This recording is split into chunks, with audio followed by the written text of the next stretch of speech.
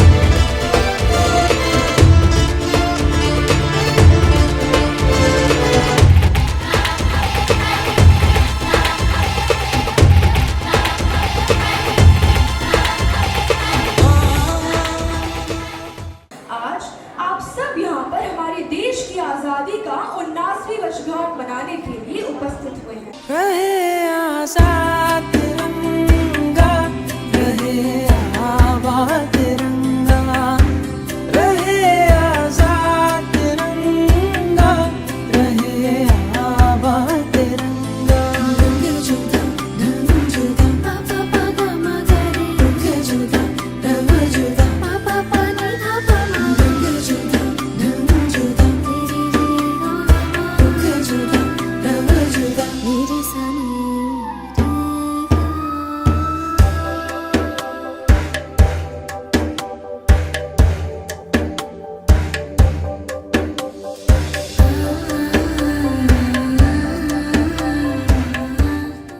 आप वरिष्ठ पत्रकार, संस्थापक एवं प्रधान संपादक 4 PM फिल्म निर्माता संजय शर्मा देश के वरिष्ठ पत्रकारों में से एक हैं और पिछले 35 वर्षों से अधिक समय से सक्रिय पत्रकारिता से जुड़े हुए हैं। उन्होंने राजनीति विज्ञान में MA तथा LLB की शिक्षा प्राप्त की। आपने लंबे पत्रकारिता जीवन में प्रिंट, टेलीविजन और डिजिटल मीडिया के विभिन्न दौर को बेहद करीब से देखा और उनमें सक्रिय भूमिका निभाई। उन्होंने सहारा, ETV और स्टार टीवी जैसे प्रतिष्ठित मीडिया संस्थानों के साथ काम किया। वर्ष 2005 में उन्होंने वीकेंड टाइम की शुरुआत की और वर्ष 2015 में लखनऊ से सान्ध्य दैनिक 4 PM की स्थापना की। वर्ष 2018 में उन्होंने 4 PM न्यूज़ नेटवर्क की शुरुआत की। आज 4 PM का डिजिटल नेटवर्क देश के कई राज्यों तक विस्तारित है। इसके डिजिटल प्लेटफॉर्म में 86 लाख से अधिक सब्सक्राइबर हैं और इसके कार्यक्रम दुनिया के 140 देशों में देखे जाते हैं। संजय शर्मा की पत्रकारिता की पहचान जन सरोकार, लोकतांत्रिक मूल्यों और संचार के क्षेत्रों में उनके लंबे अनुभव के कारण उन्हें देश विदेश के विभिन्न मंचों पर अपने विचार रखने के लिए आमंत्रित किया जा रहा। आपको यूनिवर्सिटी ऑफ मिशिगन USA में विशेष रूप से आमंत्रित किया जा चुका है। पत्रकारिता के साथ साथ संजय शर्मा ने सिनेमा और संगीत के क्षेत्रों में भी कदम रखा। वे 4 PM फिल्म्स और 4 PM म्यूजिक के माध्यम से रचनात्मक क्षेत्रों में सक्रिय हैं। 3 दशकों से अधिक उनकी यात्रा निर्भीक पत्रकारिता, अभिव्यक्ति की स्वतंत्रता, सामाजिक सरोकार और अपने विचारों पर दृढ़ रहने की यात्रा रही। उनका मानना है कि युवा पीढ़ी को सवाल पूछने और बड़े सपने देखने और असफलताओं से डरे बिना अपने लक्ष्य की ओर बढ़ने का साहस रखना चाहिए। शिक्षा के मंदिर में आपका हार्दिक स्वागत है। ज्ञान की इस धरा पर पधारने के लिए धन्यवाद है। आपकी उपस्थिति से बढ़ा आज का मान। आपका आना हमारे लिए सौभाग्य का प्रमाण है। आपका स्वागत है श्रीमान। प्यारे प्यारे इस देश के भविष्य, मेरे प्यारे बच्चों, मेरे बड़े भाई और एक क्रांतिकारी इंसान हाजी रईस भाई, जिनके एक सपने जैसी जगह पे मैं आज खड़ा हूँ। मेरा सौभाग्य कि आज मैं अपने उस दौर को याद कर रहा हूँ जब 15 अगस्त पर हम आप लोगों की तरह इस तरह मार्च पास्ट किया करते थे बैंड बजाया करते थे। और क्या गौरव का दिन होता था वो। एक दिन पहले प्रैक्टिस होती थी, वो सुबह सुबह उठना, आप लोगों की तरह ऐसी बढ़िया बढ़िया सुंदर सुंदर ड्रेस पहनना, पूरी ज़िंदगी हाथ में लगती थी। और मुझे लगता है कि ये जो बचपन है, इससे कीमती चीज़ दुनिया में कुछ नहीं होती। पूरी दुनिया लगता है कि हमारे हाथ में है, हमारे कब्जे में है, हम जो चाहे वो कर सकते हैं। आपके कोर्स की किताबों में आज़ादी के बारे में, कि देश कैसे आज़ाद हुआ, इन सब के बारे में बहुत पढ़ाया गया होगा। मुझे यकीन है कि रईस भाई का स्कूल तो और इतनी बेहतरीन प्रिंसिपल के होते, टीचर्स के होते हुए, इस मुल्क की आज़ादी में किन किन लोगों ने अपने प्राण न्यौछावर कर दिए। सीने पे एक गोली लगती थी, दूसरा सीना आगे आ जाता था, अंग्रेज़ों की गोली कम पड़ती चली गई। इस मुल्क के लोगों के सीने कम नहीं पड़े। इस हिंदुस्तान की ये निशानी आज भी है। सदियों रहा है बचपन हमारा ज़माना, लेकिन कुछ तो बात है इस हिंदुस्तान की खूबसूरत मिट्टी में कि यहाँ की गंगा यमुना सभ्यता संस्कृति आज पूरे दुनिया में अपना प्यार का परचम लहरा रही है। तो बच्चों, आज जो है मुझे आपको देख के कुछ बचपन की चीज़ें याद आ रही हैं, तो मेरा मन कर रहा है वो सब बातें आपसे करूँ। ज़िंदगी को मैंने बहुत नज़दीक से बड़ी मुश्किल के क्षणों में देखा है, बहुत संघर्ष किया है। तो अब मैं शिक्षा के क्षेत्र में कुछ विश्वविद्यालयों में गया हूँ बोलने के लिए, तो मैंने कुछ चीज़ें सीखी हैं। इतने बेहतरीन स्कूल का प्रवेश, इतनी बेहतरीन पढ़ाई, इतने होनहार बच्चे। एक बच्चे ने तो अभी रईस भाई ने सम्मानित किया, उसको इतना बड़ा अवार्ड जीता है। तो निश्चित रूप से आपके माता पिता, आपके शिक्षक चाहते होंगे, और मेरे ख्याल से अब तो ये हिंदुस्तान के सभी माता पिता शिक्षक चाहते हैं कि आप पढ़ लिख के बड़े होकर IAS बने, IPS बने, डॉक्टर बने, इंजीनियर बने। लेकिन मुझे लगता है कि इस विद्यालय में जितना मैंने महसूस किया, जितना मैंने सोचा, शायद यहाँ ये शिक्षा ज़्यादा दी जाती होगी कि IAS, IPS, डॉक्टर, इंजीनियर, इससे बेहतर पहले आप एक अच्छे इंसान बने। दुनिया की सबसे बड़ी पूंजी, सबसे बढ़िया एजुकेशन वो है जहाँ विद्यालय के बच्चे, उसके टीचर उसको एक अच्छा इंसान बनाना सिखाएं। हमारे अंदर इस बहुत तेज़ी से हम लोग दौड़ रहे हैं, कंपटीशन बहुत हो गया है। हर समय प्रेशर होता है कि तुम पढ़ कम रहे हो, तुम्हारे नंबर कम आ रहे हैं, तुम्हें कंपटीशन करना है। और दुर्भाग्य कि इस देश में ये दौड़ बहुत सारे बच्चों से उनकी मासूमियत, उनका बचपन, उनकी नौजवानी छीन रही है। देश में एक बहुत ख़राब वातावरण बना नौजवानों के लिए कि जब लगातार पेपर लीक होने लगे, नौकरियां कम हो गई, तो देश की कमान किसी नेता ने नहीं संभाली। लोगों का राजनीति से भरोसा उठने लगा, ये लगा कि सब एक जैसे होते हैं। किसी भी पढ़े लिखे परिवार से पूछो, नेता तो निकल सब एक जैसे होते हैं। ये धारणा देश में बनने लगी। पेपर लीक हो रहे हैं, नौकरी नहीं मिल रही है, क्या करें। लेकिन आज़ादी के बाद इस देश की कमान, इस देश को बदलने का जो बीड़ा उठाया, वो आप सब जान गए, वो जैन जी और आप जैसे जैन अल्फा लोगों ने उठाया। छोटे छोटे बच्चे, और ये क्रांति थी। ये आज़ादी के बाद ये मुल्क अब दूसरी क्रांति देख रहा है, जहां परिवर्तन की कमान अब बच्चे संभाल रहे हैं, नौजवान बच्चे संभाल रहे हैं। मैं तो हैरान हूँ, मैं पत्रकार हूँ, देश के कोने कोने से खबरें आ रही हैं कि टीचर्स नहीं आ रहे हैं, गांव के स्कूल्स हैं, सरकारी स्कूलों की दुर्दशा है पूरे देश में। फीस ले लेते हैं लेकिन पंखे नहीं है, टूटी जगह, तो बच्चे सड़क पे आ गए कि पहले ठीक करिए। मैंने कई वीडियो देखे कि कलेक्टर साहब आ गए, पुलिस वाले आ गए, बच्चों को धमकाया, बच्चे अड़ गए, बोले छोड़िए, पहले ठीक करिए। और पूरी हुकूमत बच्चों के आगे झुकी, व्यवस्था ठीक हुई। और यही हिंदुस्तान की खूबसूरती है कि कमान बच्चों ने, नौजवानों ने संभाली। ये इस देश की खूबसूरती को और आगे आगे ले जा रहा है। समाज में मैं मीडिया से आता हूँ। बहुत छोटे से मैंने नौकरी शुरू करी, फिर धीरे धीरे मैं बड़े बड़े इलेक्ट्रॉनिक चैनल्स पे रहा, और देश के सबसे बड़े इलेक्ट्रॉनिक चैनल में जब मैं था तो मुझ पर एक दिन फ़ोन आया मेरे सीईओ का कि इस नेता के पक्ष में ही खबर दिखानी है, इसके खिलाफ खबर दिखानी नहीं। तब मैं समझ में आ गया कि मीडिया का हाल कुछ सालों बाद देश में होने वाला क्या है। और मैंने उसी दिन, बहुत बड़ी नौकरी थी वो, उसको छोड़ी और मैंने कहा मैं हिंदुस्तान में अपना मीडिया खड़ा करूँगा जिसमें अपने मन की बात होगी, लोगों के मन की बात। जब मैंने अपना अखबार शुरू किया तो लोग मेरी मजाक उड़ाते थे। एक आईएएस मेरे मित्र थे, बहुत अच्छे भाई जैसे थे, वो मुझे 10 दिन बोले नहीं, इतनी बढ़िया नौकरी छोड़ के तुम अपना अखबार शुरू करा रहे हो, वीकली अखबार चलेगा नहीं। एक चीज़ बच्चों जो मैंने सीखी है, चूँकि जीवन है मेरा, मैं बता सकता हूँ, कह सकता हूँ, जिंदगी की सबसे बड़ी पूंजी आत्मविश्वास है। अमेरिका के राष्ट्रपति अब्राहम लिंकन की कहानी पढ़ना, जिंदगी भर असफल होते रहे लेकिन कॉन्फिडेंस था कि मैं जीतूंगा, मैं कामयाब होऊंगा, और उस आत्मविश्वास ने उनको एक दिन अमेरिका का राष्ट्रपति बना दिया। अंदर अंदर ये विश्वास हमेशा भरना। आप सब बच्चे देश के भविष्य हो। एक चीज ठान लेना कि मुझे जिंदगी में ये हासिल करना है। सपने वो होते हैं जो आपको सोने ना दें।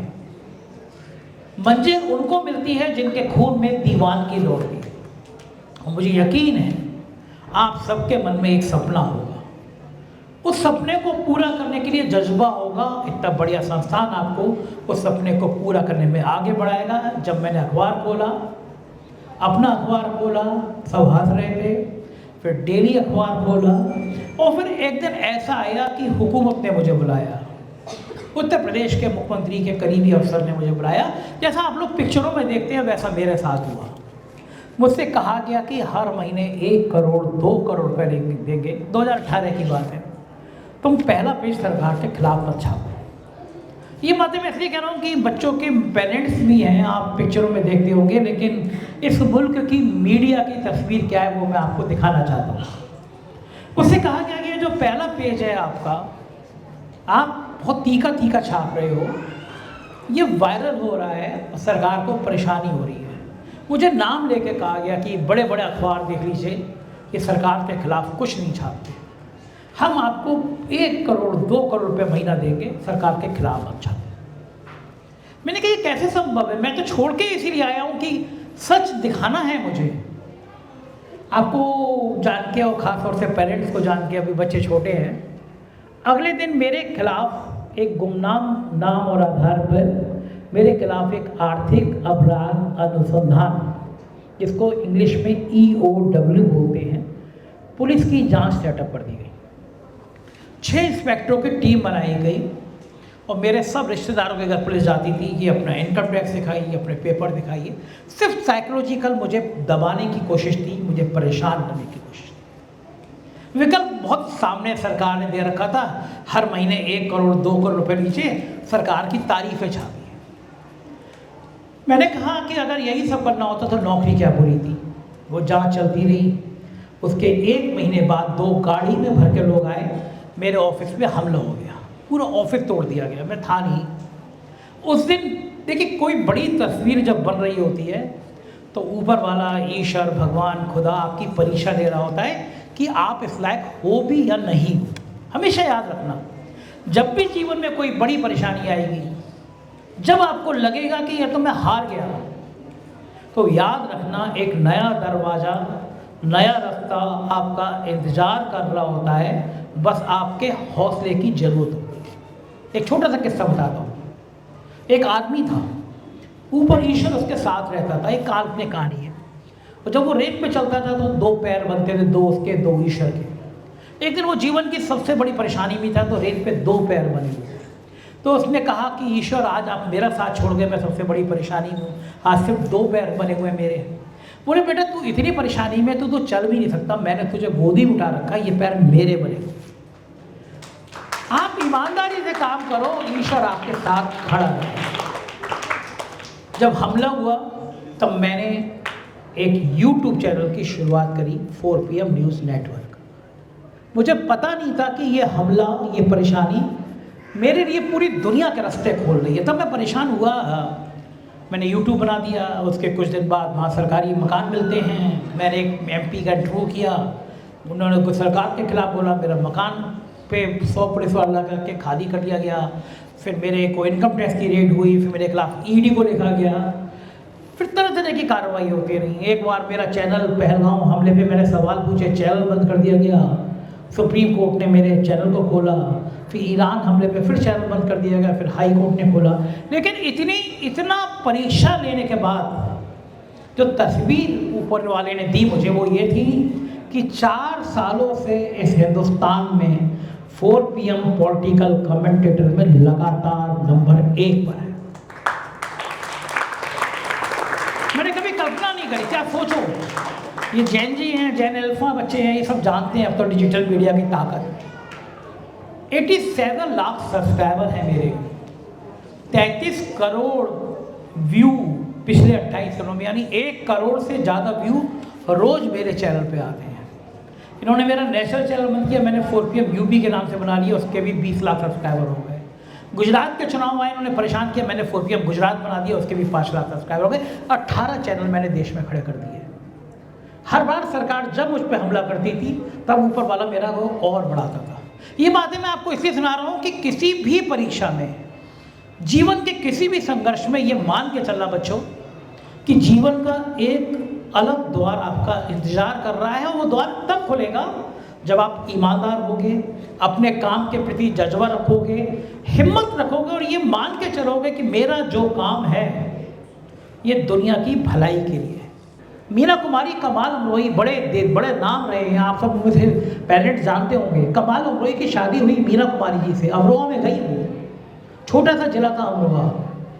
उनको एक सौतेला बेटा था, उसको कुरान पढ़वानी थी। कुरान पढ़वाने वाला अमरोहा में कोई सिखाने वाला आदमी नहीं।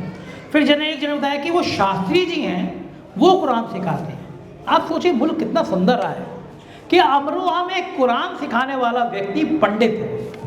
मीना कुमारी ने उसको बुलाया कि हमारे बेटे को कुरान सिखानी है, पढ़ानी है। बोले बहू कल से शुरू कर दूंगा। मीना कुमारी ने पूछा फीस कितनी होगी। तो मैं इस किस्से को इसलिए बता रहा हूँ, आप समझ सके कि हिंदुस्तान कितना खूबसूरत रहा है। शास्त्री जी ने कहा कि बहू कुरान पढ़ाने की फीस कैसी है, जब उर्दू पढ़ाएंगे तो सीख ले। ये मुल्क था हमारा। इस मुल्क को फिर बनाए रखने की जिम्मेदारी आप लोगों की, आपकी है। इस गंगा जमनी तहजीब को बनाने की जिम्मेदारी आपकी, और यकीन मानिए ये बच्चे ये ही इस मुल्क को बनाएंगे। ये जैन जी, ये बच्चे, ये नौजवान जैन अल्फा, ये समझ गए हैं कि असली चीज़ प्यार मोहब्बत की है। मुझको यकीन है ये स्कूल, ये शानदार स्कूल, ये प्यारे प्यारे बच्चे, आप सुंदर से टीचर्स, अच्छे अभिभावक इस स्कूल के माध्यम से जो संदेश देंगे। रईस भाई इतनी छोटी से जिले से उठ के बम्बई आए और इतना बढ़िया स्कूल बना दिया। एक जज्बा था रईस भाई के दिमाग में, सपना था कि मुझे यहाँ पे काम करना है। कोई और होता तो बिल्डर बनाता, स्कूल में बहुत मुनाफा नहीं था, लेकिन ये मुनाफा नहीं, ये बच्चों की नींव है। और एक मैं हमेशा कहता हूँ, बच्चियों को बेटों से ज़्यादा पढ़ाइए। जब बच्चियाँ पढ़ लिख जाती हैं तो पूरे घर और पूरे समाज को मजबूत करती हैं। बिल्कुल इस चिंता में मत रहिए बच्चों, किसका नंबर ज़्यादा है, किसका नंबर कम है। कम नंबर वाले भी उतने अच्छे हैं, ज़्यादा नंबर वाले भी उतने अच्छे हैं। ज़िंदगी में अच्छा इंसान सबसे बड़ा नंबर लाता है। मुझको यकीन है मैं जब आऊँगा कुछ सालों बाद तो आप में से कुछ बच्चे ज़रूर देश और दुनिया में एक अच्छे इंसान के रूप में अपना नाम कर रहे होंगे। और मुझे बड़ा अच्छा लगेगा कि मैं स्कूल में आया, राजस्थान स्कूल में आया, जहाँ के बच्चे चमकते हुए सितारे की तरह। बहुत बहुत शुक्रिया, थैंक यू। रहे आजाद तिरंगा, रहे आबाद तिरंगा, रहे आजाद तिरंगा, रहे आबाद तिरंगा।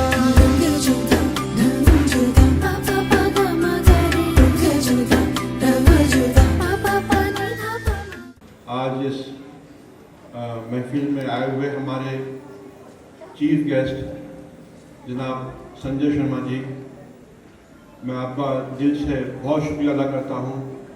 आपने इतने मसरूफ़ टाइम में, मुझे पता है कल रात को ही ऑस्ट्रेलिया से आए थे वो, और उनकी तबीयत भी थोड़ा ठीक नहीं है। मेरे एक रिक्वेस्ट पे वो यहाँ पर हाजिर हो गए। मैं आप सबकी तरफ से, अपनी तरफ से उनका दिल से शुक्रिया अदा करता हूँ।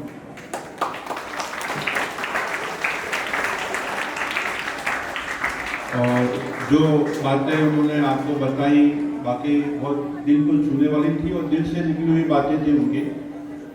और आज के दौर में जो माहौल चल रहा है हमारे मुल्क का, वो रियल में ही वो फाइटर हैं आपके लिए, हमारे लिए। वो जो जिस तरह से लड़ाई लड़ते हैं वो काबिल तारीफ़ है। मैं उनके इस जज्बे को सलाम करता हूँ, क्योंकि जर्नलिज्म को आज हमारे डेमोक्रेसी का चौथा पिलर कहा जाता है, जो लगभग पूरी तरह से ख़त्म होता नज़र आ रहा है। सब लगभग ऐसे माहौल में अगर कोई इतनी हिम्मत करके लड़ाई लड़ता है तो बहुत बड़ी बात है।